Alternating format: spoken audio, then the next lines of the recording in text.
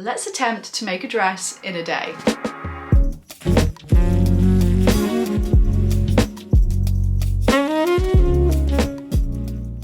Hello everybody and welcome back to my channel, or welcome if you're new here, and welcome to today's video, making a dress in a day. I'm giving myself a little bit of a sewing challenge. I'm going out this weekend and I really want something nice to wear, and my wardrobe is definitely lacking in kind of nicer dresses to go out for dinner and drinks in. And I have the day today, so I decided why not make something nice to wear for going out on Saturday. It's Thursday, so I haven't got a lot of time. So definitely on a little bit of a time crunch, but I think this is totally doable, especially with the pattern that I've chosen. Let me show you what I'm planning on making. So first up, the fabric. I am definitely fully on board the whole leopard print trend, and I'm taking it to the next level with this fabric because we've got a little bit of pinky purple leopard print. This fabric is amazing. It was gifted to me from Rainbow Fabrics as part of their ambassador program. I'm really sorry, but it is sold out, but they may well get more in stock, so definitely keep an eye on their website. It's different, this. It's not a viscose, it's a tencel. So it almost feels a little bit like a lightweight linen. It's got that kind of feel to it, so it's quite drapey, it's quite lightweight. I was struggling to decide between two patterns for this project, so I put out a poll on my Instagram page to help me decide which one to make. So these were the two choices. So this was the first choice. This is McCall's M8507, and it's an elasticated waist V-neck dress that can be dressed up or down. It's a really easy to make pattern. And then the other choice was this classic Vogue pattern V1735, formerly known as V9253. And it's this really beautiful V-neck dress with pleats at the waist, grown on sleeves, and a long floaty skirt. But the winner was this one. So this is what we're going to be making today. I've made this pattern quite a few times, but I haven't made it in a while. So I think I'm gonna have to make some adjustments on the pattern. I want to bring the neckline up in a slightly different way. I'm gonna have to size down, I think, because my body shape has changed quite a lot since the last time I made this. So I've got all the essentials for my day. I've got tea, I've got some chocolate, let's get sewing.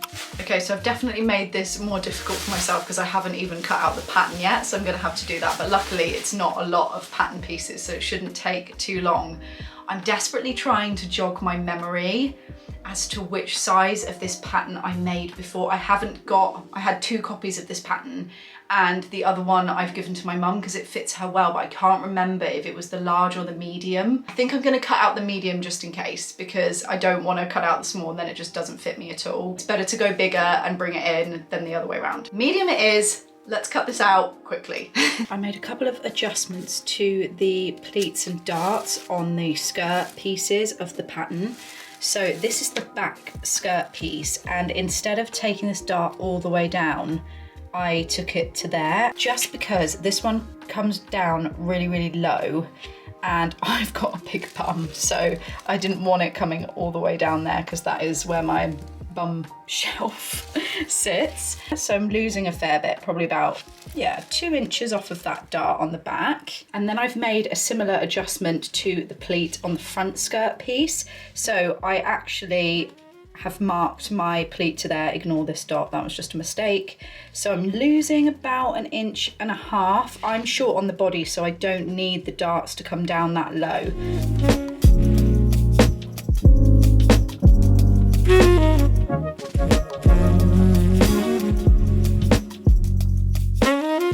Done something here that looks a little bit bonkers. So this is my front bodice piece, and this is about 3 inches, which is normally what I need to like cover up my bra. So what I've done is I've made this little nook here. So we're gonna sew along here, and then we'll just bind the rest of the neckline as normal, and hopefully that will give an extra bit of coverage. I'm totally making this up, so this could be the complete wrong way of doing it, but I'm gonna give it a go and see if that works, because if it doesn't, I'll just do it as normal and just pin it as I usually do. That felt like the longest cutting out session. I've been going at it for over an hour, but I was making sure all my markings were done. I also marked out all my pleats and darts and things like that and pinned them in place, so I'm like literally ready to go when I get on the machine. I don't have to faff around, so it should save me some time kind of that side and make it all a little bit less faffy. So a bit more preparation in the hope that the actual construction side of this is going to be quicker. It's only 12 o'clock now, but I'm absolutely starving, so I'm gonna have a quick lunch break and then we'll get back and we'll get this through the machine.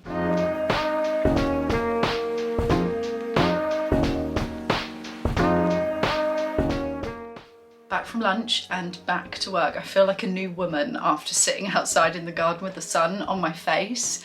There is something about that feeling that makes me so happy. I am a spring summer girl through and through, so the sun coming out is just...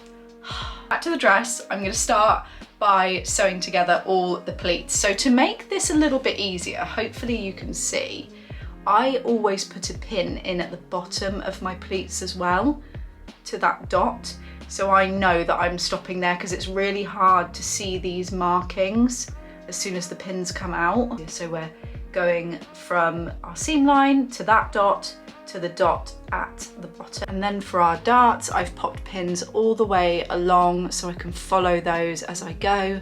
So we're going again from the seam line to the dot at the end of that dart.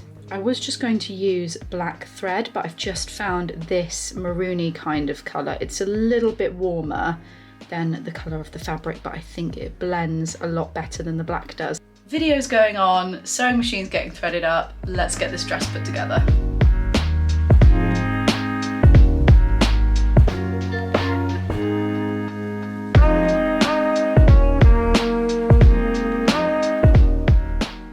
Once we've got all our darts and pleats in place, we're going to sew our bodice pieces right sides together, the front and the back piece, and we're going to sew around here, which is your sleeve going into your side seam, and along here as well, which is your sleeve going into your shoulder and neckline.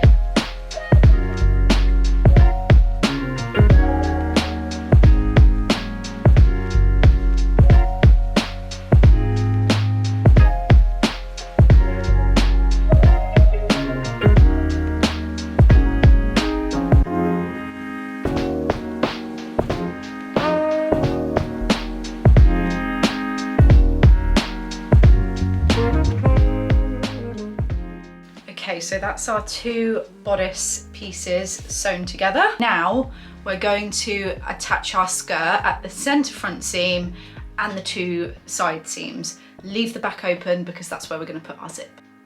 I forgot to tell you that I am not putting in the front slit of this skirt, and that's why I'm sewing my skirt all the way down. The slit is really nice, but without oversharing, I don't like slits in dresses or shorter dresses this time of year. I don't wear short dresses anyway, but I don't like slits or anything like that. My legs haven't seen a razor in a long time or the sunlight in a long time, so I'm not in a rush to get those out. I'm quite happy to stick to my long dresses.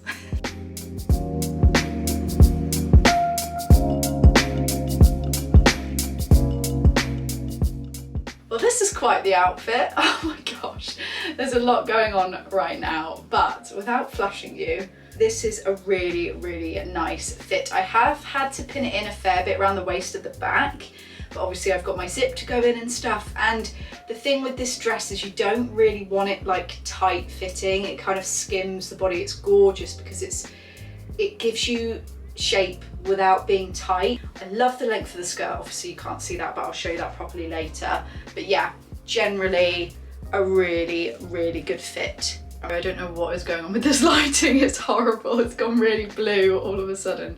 So I look really washed out, but I'm just trying the bodice on for the first time and I'm so, so happy with this. There's a couple of little adjustments I need to make. I need these shoulders to come up a bit more, so I'm gonna add another 1/2 inch to this seam allowance on the shoulders just to lift that, and that will help the pleats on the bodice sit better. This, where we've added this little notch in the bodice, is perfect. It was so good because we've brought that neckline right up, but it's not altered anything here.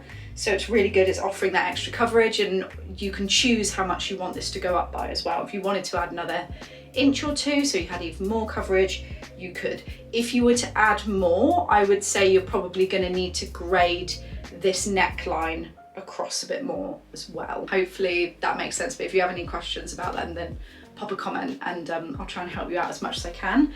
But yeah, I'm really, really pleased. So I'm gonna take this to the sewing machine. I'm gonna sew this center bit together, alter my shoulders, and then I'm gonna get my bias tape maker machine out and we're gonna make some bias tape, which is always so fun. This pattern doesn't actually call for bias tape, but when I've made it before, I've done a binding around the neckline and I think it's so much nicer. It's a much neater finish and it's just an excuse for me to play with my machine, really.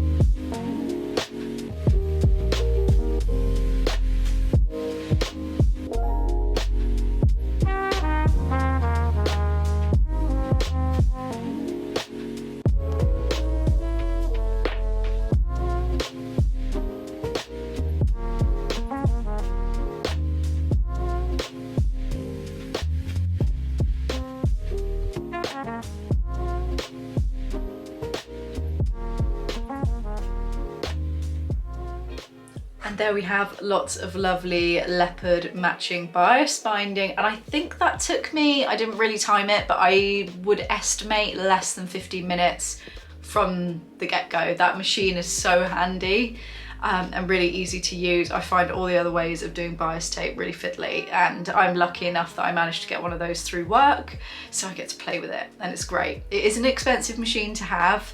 They retail for about £125, but they do go into the sales when there's big sales on like So Direct and places like that, so you can get them cheaper. You could probably get one secondhand as well, but if you've got the budget, it is a really fun and handy gadget to have, especially if you're using a lot of bias binding within your sewing. So back to the dress, let's bind the neckline and then we can attach the skirt, and then we've got the zip and the hems to go and we're done. Very nearly there. I'm going to sew in the first kind of fold line. So I've pinned this to the right side of my fabric and we're going to sew in this little ditch here all the way along to the middle of our V-neck. So where we've got our bodice stitched together at the front, we're gonna take it to that line there on one side only, because we're then gonna have to fold it back and then sew the other side to make that point nice and sharp and neat. Okay, so just to show you a bit more closely, we're sewing in this fold line here. Take your time on this bit. I try and move my pins kind of as I go because the bias tape does move as you sew. Can I also add, this is very difficult to do with a camera in front of my face.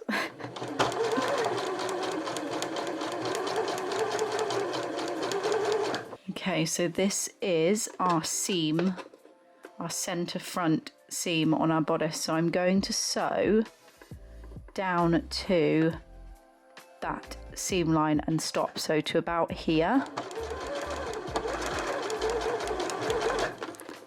because we're going to have to move this bias around and fold it to make it neat. Okay, this is going to be difficult to show you because of the fabric and the lighting. I'm up against it all tonight, but basically we want to do like a mitered corner here, which anyone who quilts will know what that is and know how to do it, so you won't need me to show you. But just quickly, this is going to be very rough because I've got the camera in my face. What you're going to essentially do is fold the bias tape back on itself. So I'm kind of folding it, matching it to that stitch line of the center front seam. So we've got the right side of the bias tape facing up, and then you're going to fold it again. So fold it open. So I'm just pinning it in the fold line, but can you see we've got now a little point that when we kind of trim this away and tuck this all down will look really neat. So we're going to stitch from here all the way back along to the centre back in that fold line again. Okay, so then you fold your bias tape over from the right side to the wrong side, so everything's inside.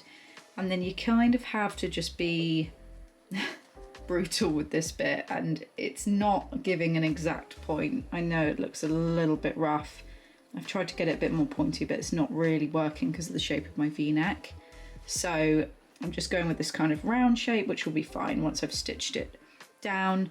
There's usually a little bit of excess in here from where you've folded that fabric. I like to just trim that away to reduce bulk.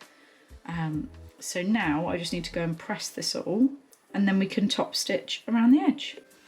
How gorgeous and neat does that look?